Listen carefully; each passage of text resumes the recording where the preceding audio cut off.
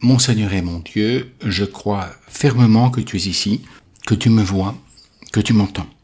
Je t'adore avec profonde révérence. Je te demande le pardon de mes péchés et la grâce de faire avec profit ces 10 minutes de prière. Marie, ma mère immaculée, dont on fête le nom aujourd'hui, Saint Joseph et mon ange gardien, intercédez pour moi. Peut-être as-tu vu, il y a quelques années, en 2012, un film qui est sorti qui s'appelait Le Prénom. Un film, une comédie. Au début du film, le père va annoncer que lui et sa femme vont avoir un enfant, et peut-être par blague, il dit que le nom de l'enfant sera Adolphe. À partir de là, tout commence à se compliquer parce que les gens se disputent, c'est un prénom qu'on ne peut pas donner. Ils se disputent à cause du prénom, mais aussi ils commencent à s'accuser l'un l'autre des prénoms qu'ils ont choisis pour leurs propres enfants. Et finalement, il y a une bagarre continue pendant tout le film avec beaucoup de rebondissements. On apprend les défauts des différentes personnes et également ce qui n'avait pas été dit. Et la controverse s'envenime et la colère arrive même. Finalement, tout se termine relativement bien à la fin du film. Mais je ne vais pas raconter la fin du film. Si tu veux, tu peux aller le voir. C'est un film assez comique qui a eu du succès il y a une dizaine d'années. Mais ça me fait penser que justement c'est un peu compliqué de choisir le prénom d'un enfant. Les parents se posent la question parce que ce prénom va être collé pendant toute la vie à cet enfant qui va naître. Et il faut lui donner. On s'est intéressé à l'aspect sociologique du choix des prénoms il y a à peu près un siècle. En fait, on n'avait jamais étudié cela au niveau sociologique, mais en réalité, ça a un impact assez incroyable sur la société. Les prénoms que l'on donne aux enfants peuvent être démodés et parfois devenir ridicules. D'autres fois, ce sont des prénoms qui montrent la condition sociale dans laquelle on est. Et parfois, donc, on montre aussi de quelle famille on est. Les juifs choisissent des prénoms essentiellement avec des racines hébraïques. Et les chrétiens souvent choisissent des noms à l'étymologie chrétienne. Tandis que les personnes incroyantes choisissent aussi des prénoms très souvent liés à des personnages qu'ils admirent. On voit ici que cela a en fait un impact. Et la statistique des prénoms reflète un petit peu la culture d'une époque. Le sociologue Philippe Besnard disait que le prénom est le bien de mode par excellence. C'est un bien gratuit dont la consommation est obligatoire. Voilà ce qui démarque le choix des prénoms de tout autre acte de la consommation et en fait le terrain de manœuvre privilégié du phénomène de mode dans ce qu'il a de purement social.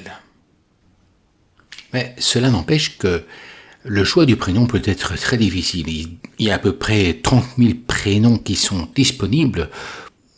On a vraiment l'embarras du choix.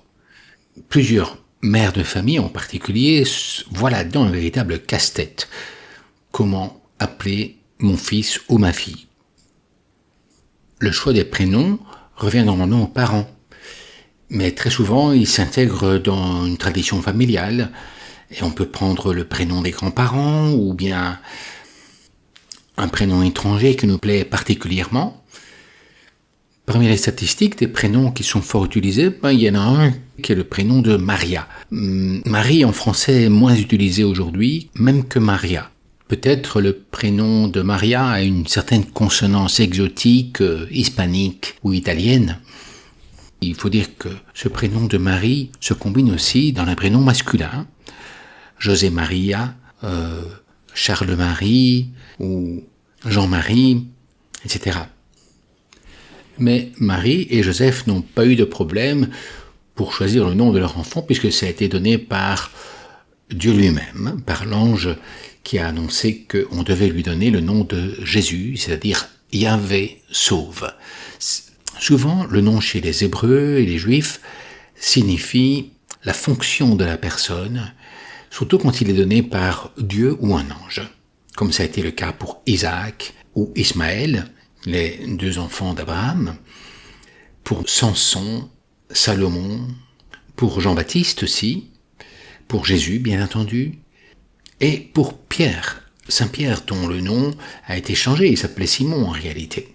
Il a été changé par Jésus lui-même, pour exprimer qu'il serait comme le rocher sur lequel l'Église serait bâtie. Dans le cas de ces prénoms indiqués par Dieu, c'est relativement clair au niveau étymologique.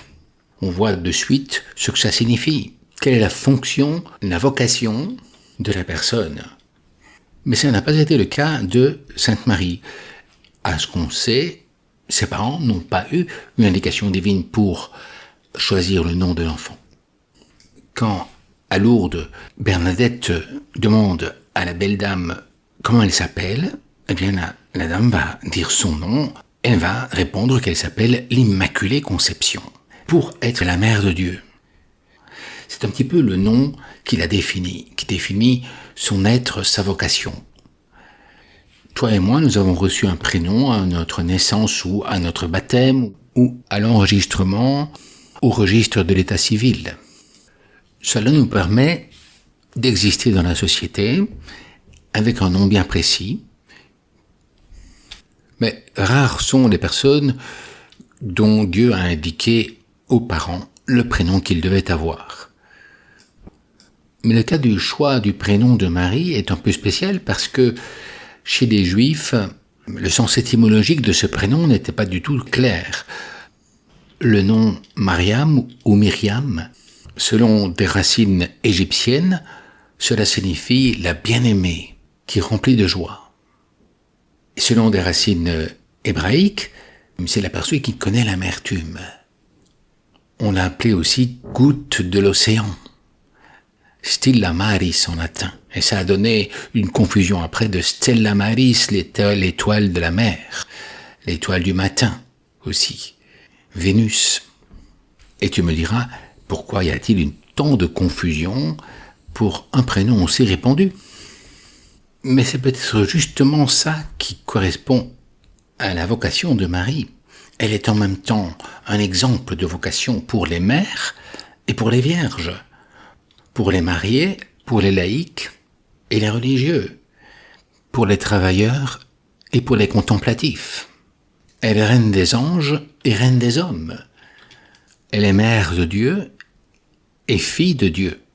Elle est mère des hommes et fille des hommes.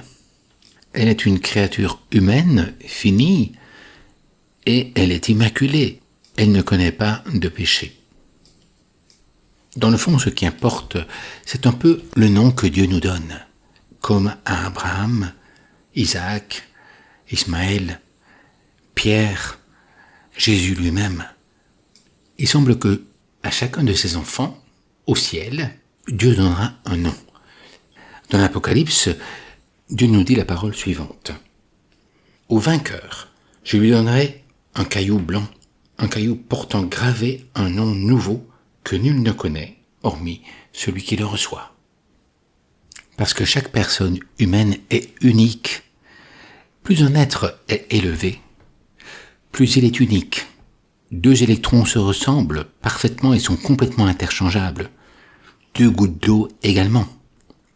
Mais si tu vois cela chez les animaux, par exemple, 2 chiens, 2 chats, 2 chevaux, de propriétaires différents, ne sont pas interchangeables pour eux. Et plus encore pour des enfants, quand un enfant meurt, il n'est pas remplaçable par un autre enfant. A fortiori pour les enfants de Dieu et pour les anges.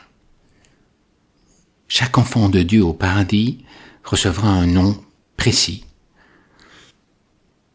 Et au ciel, nous serons tous une spécificité propre.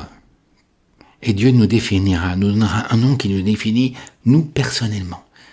Personne ne peut en comprendre ce qu'est ce nom, ce que signifie ce nom, sinon celui qui le vivra éternellement avec Dieu.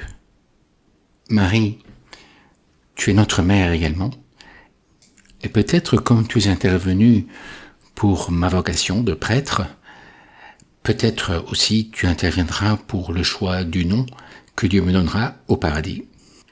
Et je t'appellerai Marie, maman. Je te remercie, mon Dieu, des bonnes résolutions, des actes d'amour et des inspirations que tu m'as communiquées. dans ces 10 minutes de prière. Marie, ma mère immaculée, au doux nom, Saint Joseph est mon ange gardien, intercédez pour moi.